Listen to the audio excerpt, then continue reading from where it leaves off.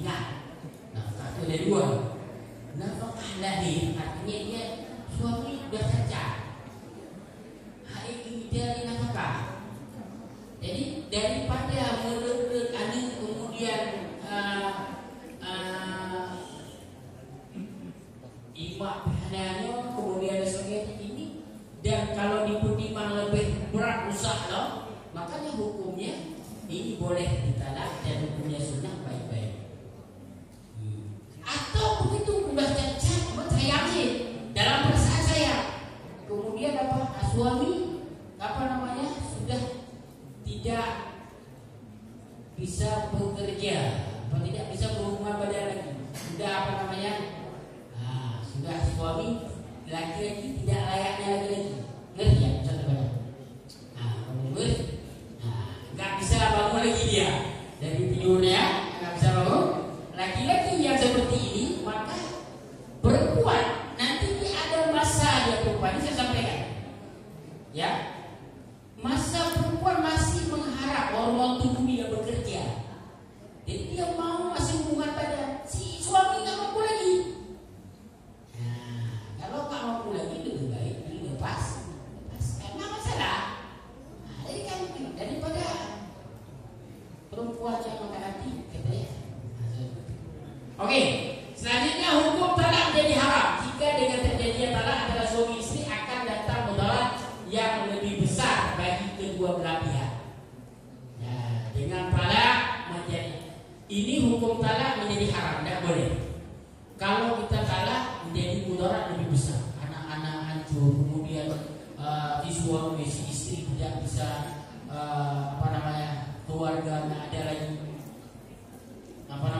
wahana tempat mengadu anak dan demikian juga, maka hukum seperti ini menjadi haram. Apalagi lebih memudaratkan wanitanya. Ini hukum ditalak menjadi haram jika terjadi talak antara suami istri akan mendatangkan mudarat yang lebih besar bagi kedua belah pihak, baik suami maupun istri. Lalu ditinjau oleh proses menjatuhkan talak ini sudah saya sampaikan tadi. Talak siri secara siri, secara sarai. Sudah kan?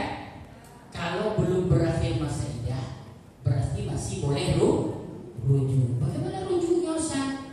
Didamaikan kembali, dinasihati kembali.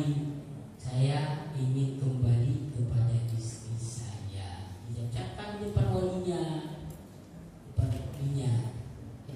hanya kegerong dia buat ayam mahidunnya walinya aja, walinya jadi kembali lagi kepada Leonci gitu, sama-sama ayah Leonci Wenya, kemudian Leonci beragam duduk kembali, kemudian mengucapkan kembali. Kalau kita dicatat kembali di KUA, saya kembali ke nikah semula, jadi sudah juga dia rujuk.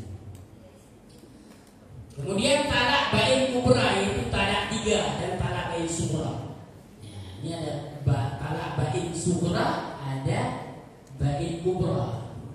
Talak bain, kalau kubra, ini penting.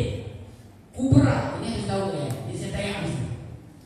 Kubra talak yang jatuh karena sudah 3 kali, talak 3 sudah 3 kali rujuk, 2 kali dia rujuk, jatuh ketiga, maka tidak boleh nikah lagi kecuali dia kawin dan campuri dengan orang lain. Dengan apa? Dengan orang lain. Baik, sughra mana?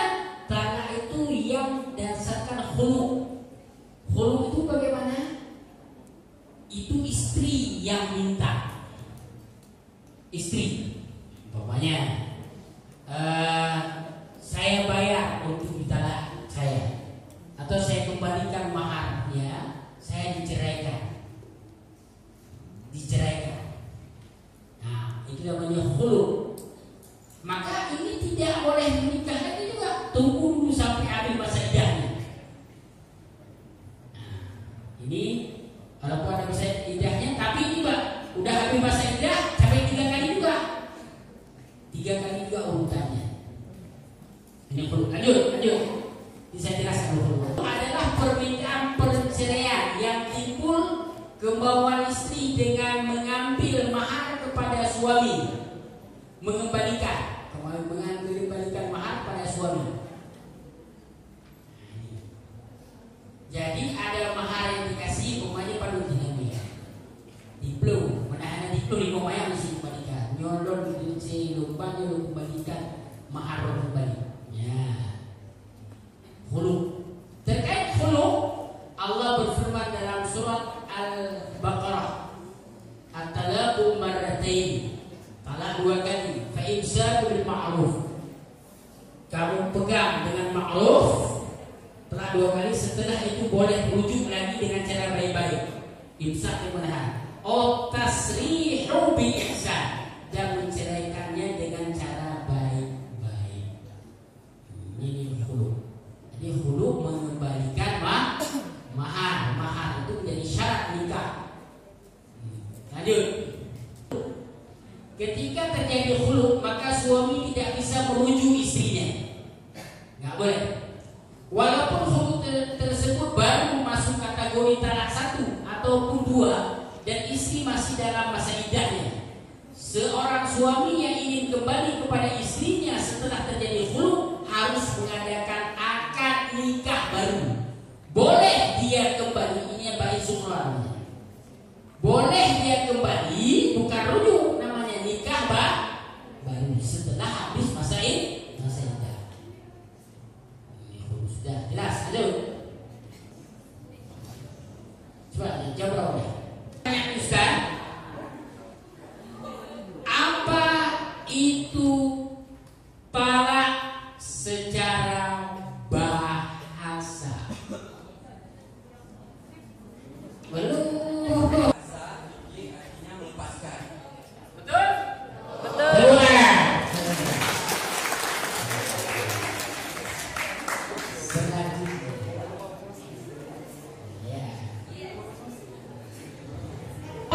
Talak secara istilah. Secara istilah itu melepaskan ikatan perkawinan atau rusaknya hubungan perkawinan. Oke, silakan. Pintar-pintar ini ya. Kita lanjut. Terbagi 2. Talak terbagi 2. Sebutkan jenis-jenis talak dan pengertiannya.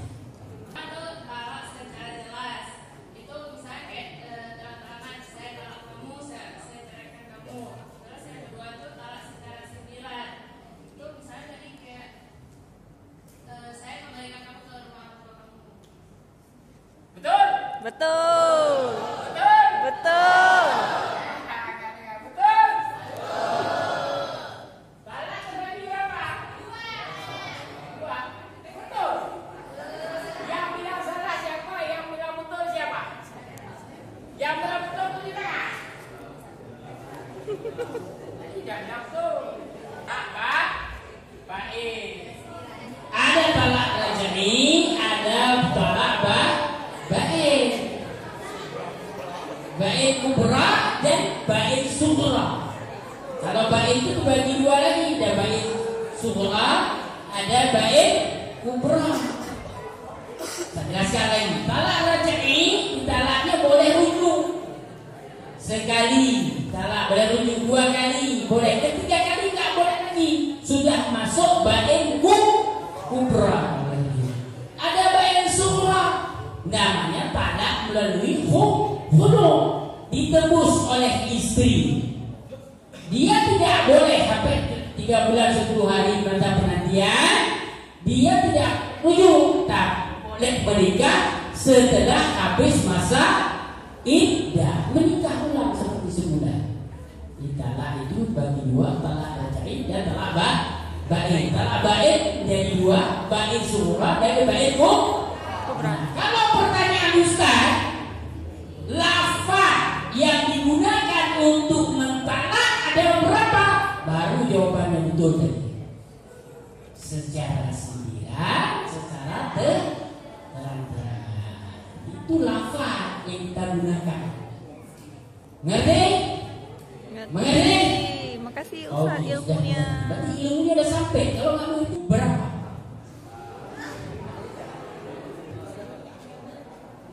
Ini kan ada dua.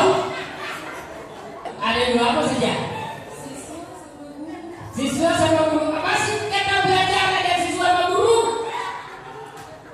Belajar. Lupa namanya. Belajar. Ada.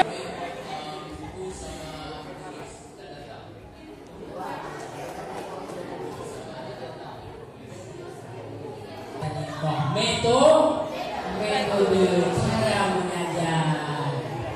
Cara. Ada guru. Rukun ilmu Kedua, ada 5. murid. Ketiga, kita. Keempat, metode. Empat ini harus ada. Kalau empat ini nggak ada murid, nggak ada guru, nggak belajar. Kemudian ada guru, ada murid, ada guru tapi nggak ada murid. Siapa bilang murid ada? Rukun ilmu ada 4. Kemudian ada kita referensi. Harusnya ada yang mengambil Murid, referensi, buku apa yang dibaca? atau buku. Dan yang keempat, metode. Bagaimana cara mengajarnya? Apa masuk kelas atau dari atas pohon saja? Yang satu di atas pohon, yang satu di bawah. Liputan langsung oleh Nur Zaitun pada Yang satu, 25 Maret 2024. Saya kasih pelajaran. Fasah berarti rusak atau putus. Ada kalanya pembahasan fikih fasah adalah pemisahan pernikahan yang dilakukan hakim karena alasan tertentu yang diajukan salah satu pihak dari suami, istri atau istri yang bersangkutan. Sebab-sebab fasah: 1. Tidak terpenuhi syarat-syarat akad nikah. Semisal seseorang yang menikah wanita yang ternyata adalah saudara perempuan. 2. Muncul masalah yang dapat merusak pernikahan dan menghalangi tercapainya tujuan pernikahan. Dan 2. Umpama setelah menikah ketahuan, rupanya dia saudara kita, tapi pokoknya ada kejadian kan? Jadi kita ayah kita kawin lagi nggak kasih tahu. Pokoknya dia menikah di sini, udah punya anak lagi. Pokoknya dia udah meninggal. Dia rupanya ada kawin lagi di Jawa sana, ada anak. Rupanya karena dia nggak kasih tahu, dia sama istrinya dia kawin, maka terjadilah suatu saat anak pria ini dapatlah jodoh, pokoknya datang ketemulah dengan perempuan yang ada di Pulau Jawa. Rupanya anak bapak ini sendiri nggak ketahuan kan? Kan di rufi al-kalam, maka hukum itu tidak ada diangkat, tidak tertulis sebagai dosa karena nggak ada yang tahu. Nah sesudah tahu langsung dipisahkan. Hukum begitu tahu begitu jatuh hukumnya. Nah maka untuk memisahkannya apa? Dilapor. Ya, tidak terpenuhi syarat-syarat akad nikah. Semisal seorang yang menikahi wanita yang ternyata adalah saudara perempuannya, kita lapor ke pengadilan. Pengadilan memutuskan harus dipisahkan. Merusak pernikahan dan menghalangi tercapainya nikah. Sama juga si suami nggak mau talak, nggak mau dia talak. Kenapa nggak mau talak? Karena dia masih cinta. Tetapi tiap hari dia pukul suami istrinya. Itu ada orang. Makanya kamu jangan salah-salah mencari suami. Ada memang walaupun wajah tampan orang, tapi mereka namanya peran antagonis, suka mukul dia. Sikit-sikit mukul, banyak tendang, udah biasa dia. Memang seperti itu wataknya. Nah, dia nggak ucapkan talak, makanya nggak jatuh. Maka si istri mengajukan fasah ke pengadilan untuk diputuskan, untuk dicek. Fasah namanya, pengadilan yang mempelajari. Oh ini nggak mungkin kita pertahankan. Kalau kita pertahankan mati istri. Karena kenapa? Kebiasaan laki-laki ini menukuk atau merusak. Maka pengadilanlah yang memutuskan. Kalau pengadilan yang memutuskan namanya fasah. Kalau laki-laki yang memutuskan namanya talak. Kalau yang memutuskan itu adalah perempuan yang menebus namanya bisa membedakan kan? Kalau yang memutuskan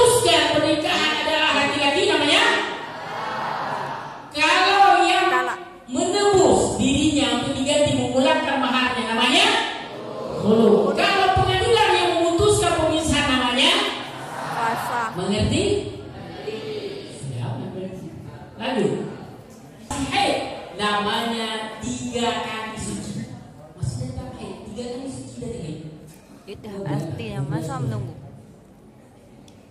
Ya kan? Laki-laki berarti dia kan harus kalau perempuan kan harus nikah lagi, harus tunggu 3 kali suci umpamanya kan. Bagi laki-laki ada batas tunggu, ada masanya. Betul, bagi laki-laki tidak ada masa iddah, karena tidak ada haid, tidak ada suci, tidak ada sebagainya. Tetapi perlu diingat dalam kompilasi hukum Islam, dalam KHI diatur masa penantian wanita. Masa penantian wanita itu sama dengan laki menanti. Karena kenapa? Apa yang terjadi kalau laki-laki langsung menikah, kemudian kita belum tahu keadaan wanita, mungkin belum nikah, masih ada masa untuk kita kembali ke rujuk. Nggak usah nikah terus. Maka dalam kompilasi hukum Islam, penantian wanita sama juga laki-laki, penantiannya sama, 3 kali suci wanita istrinya. Nanti 3 bulan juga nanti. Nanti kamu uangnya udah sudah istri, nggak diterima di KUA. Kalau di Saudi terima, kalau di Indonesia terima.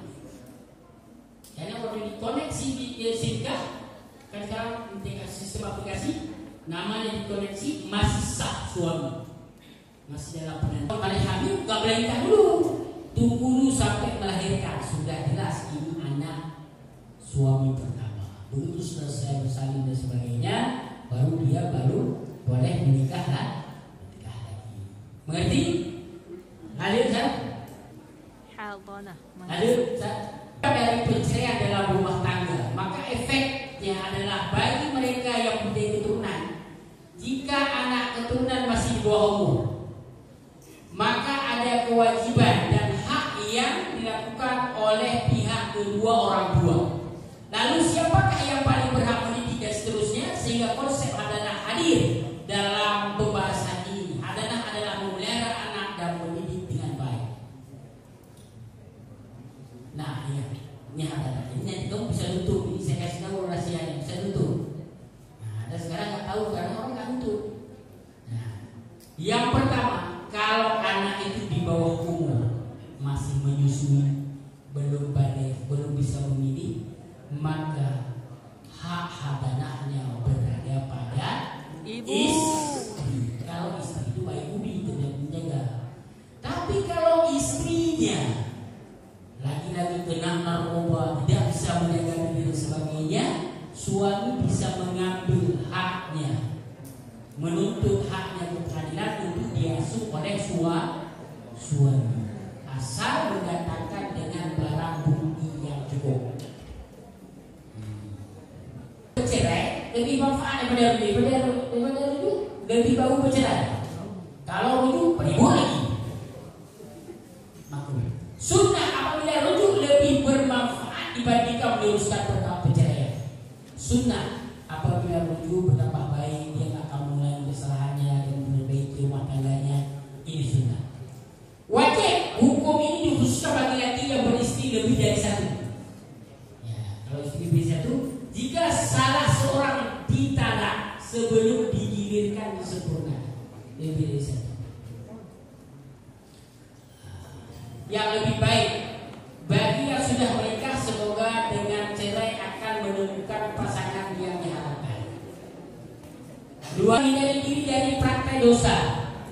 Praktek dosa, kalau orang nggak bisa menahan nafsu syahwat, jadi udah bisa dia jaga. Rujuk akan kembali menjadi ladang amal suami untuk menunaikan. Jadi dalam amal artinya dengan rujuk kembali keluarga yang harmonis. Hadir jasa oleh pengadilan yang memutuskan. Selama kan ada urutnya, sebelum jatuh talak itu sudah bisa, itu wajib dibayar nafkah. Itu berapa pokoknya kebutuhan istri sekian, 3 juta, 4 juta, ada bayar make up semuanya, dihitung 5 juta, berarti berapa ada 10 bulan sebelum diputuskan pengadilan itu bayar. Pengadilan yang bisa berapa? Nah, timbul pertanyaan berikutnya, kalau anak kewajiban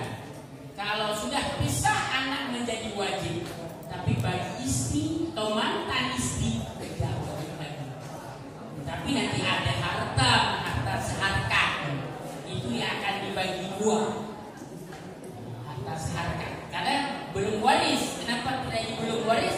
Karena belum Meninggal. Tapi selama proses pemindahan itu sebelumnya wali tetap harus membayar proses. Selama proses itu kadang 1 bulan, 2 bulan belum selesai itu kan dia harus menanggung nafkah dia, istrinya semuanya kemudian dihitung. Kita langsung oleh Nur Zaitun pada 25 Maret 2024. Assalamualaikum warahmatullahi wabarakatuh. Karena dia